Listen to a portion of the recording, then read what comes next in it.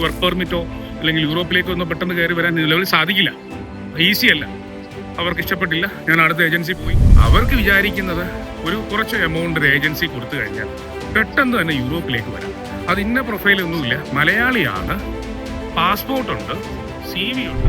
യാത്ര ചെയ്യുമ്പോൾ കിട്ടുന്നത് ഞാൻ ട്രാവൽ ചെയ്യുന്നത് സ്ഥലം കാണാനാണ്, ഇമിഗ്രേഷനെ പറ്റി മനസ്സിലാക്കാൻ, ഇമിഗ്രൻസിനെ മനസ്സിലാക്കാൻ. ധാരാളം പേര് നമ്മൾ അവിടെ പോയി കണ്ട് അവരുടെ അനുഭവങ്ങൾ, അവർക്ക് എത്ര ശമ്പളമുണ്ട്, അവരെങ്ങനെയാണ്, ഇനി എന്താണ് ഫ്യൂച്ചർ എന്താ ആലോചിക്കുന്നത്, നാട്ടിലേക്ക് ഇനി തിരിച്ചു പോകുന്നു. നമസ്കാരം, യൂറോപ്യൻ തൊഴിൽ ജാലകത്തിലേക്ക് സ്വാഗതം. ഇന്നെനിക്കൊരു രസകരമായ അനുഭവമുണ്ട്. ഞാൻ ഈ യൂറോപ്യൻ അല്ലെങ്കിൽ എമിഗ്രേഷൻ രംഗത്ത് പ്രവർത്തിക്കുന്നു. സോഷ്യൽ മീഡിയയിൽ ഒരു സജീവമല്ല എങ്കിൽ പോലും നമ്മുടെ സാന്നിധ്യമുണ്ട്. ഇതൊക്കെ അറിഞ്ഞ് ധാരാളം പേര് നമ്മളെ കോണ്ടാക്ട് ചെയ്യാറുണ്ട്. പല മീഡിയയിലൂടെയും, സോഷ്യൽ മീഡിയ പ്ലാറ്റ്ഫോമിലൂടെയും വാട്സപ്പിലൂടെയും ഒക്കെ നമ്മളെ കോണ്ടാക്ട് ചെയ്യും. ഇന്ന് എനിക്ക് രാവിലെ ഒരു അനുഭവം ഉണ്ടായത്, ഒരു ലേഡിയാണ്, പുള്ളിക്കാരി നമ്മളെ കോണ്ടാക്ട് ചെയ്യുന്നു. പുള്ളിക്കാരി ഒരു മേഖല ഞാൻ പറയുന്നില്ല, അത് ചിലപ്പോൾ അവരും ഈ എപ്പിസോഡ് കാണുന്നുണ്ടാവും.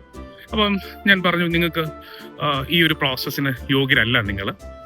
നിങ്ങൾ യൂറോപ്പിലേക്ക് വരാൻ, നമുക്ക് യൂറോപ്പിൻ്റെ എപ്പിസോഡല്ലേ നമ്മളിപ്പോൾ ചെയ്തുകൊണ്ടിരിക്കുന്നത്. അപ്പോൾ യൂറോപ്പിലേക്കാണ് അവർക്ക് വരേണ്ടത്. അയർലൻഡിലും UK യിലും PR കിട്ടും. അപ്പം ഞാൻ പറഞ്ഞു, അയർലൻഡും UK ഒന്നും നിലവിൽ PR കൊടുക്കുന്നില്ല.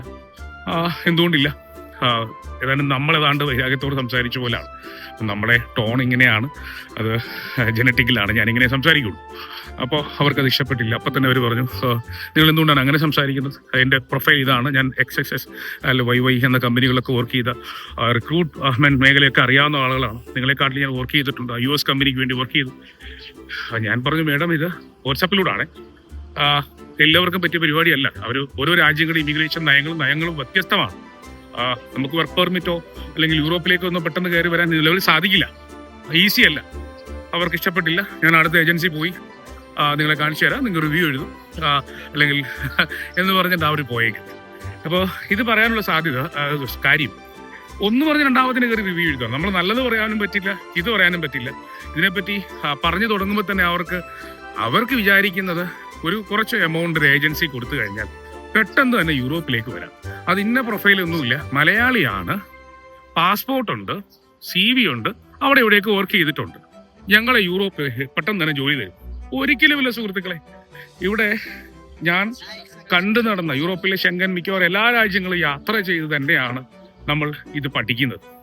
യാത്ര ചെയ്യുമ്പോൾ കിട്ടുന്നത് ഞാൻ ട്രാവൽ ചെയ്യുന്നത് സ്ഥലം കാണാനാണ്, ഇമിഗ്രേഷനെ പറ്റി മനസ്സിലാക്കാൻ, ഇമിഗ്രൻസിനെ മനസ്സിലാക്കാൻ. ധാരാളം മലയാളികളെ കാണുന്നുണ്ട്. ഞാൻ മലയാളികളെ വേണമെന്നുണ്ട് വീഡിയോ ഒക്കെ എടുത്ത് വർക്ക് ചെയ്ത ആൾക്കാരെ കാണിക്കാം. പക്ഷേ എനിക്ക് അതിൻ്റെ താല്പര്യമില്ലാഞ്ഞിട്ടാണ്.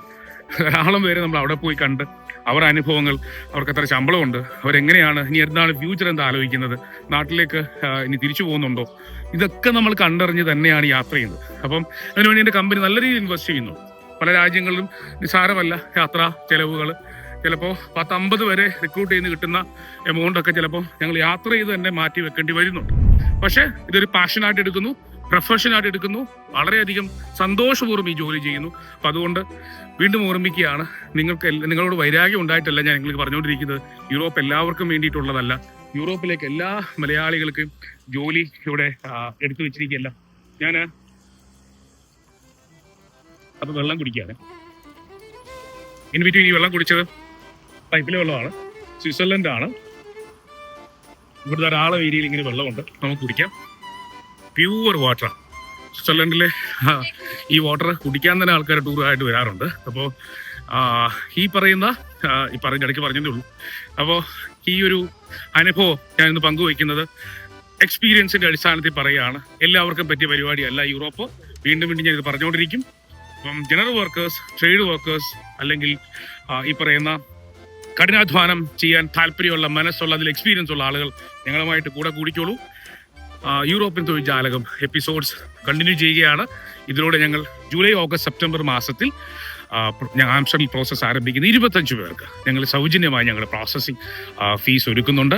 അപ്പോൾ ഇതിൻ്റെ കൂടുതൽ ഡീറ്റെയിലും ആംസ്റ്റർഡമായി ചോദിച്ച് മനസ്സിലാക്കുക. ഈ പ്രോഗ്രാം തുടർന്ന് കണ്ടുകൊണ്ടിരിക്കുക.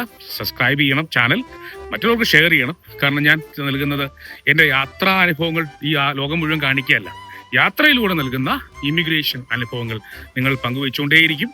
ഇത് തുടർന്നുകൊണ്ടേയിരിക്കും. ചാനൽ സബ്സ്ക്രൈബ് ചെയ്ത് ഷെയർ ചെയ്ത് കൂടെ കൂടിക്കോ. സന്തോഷം.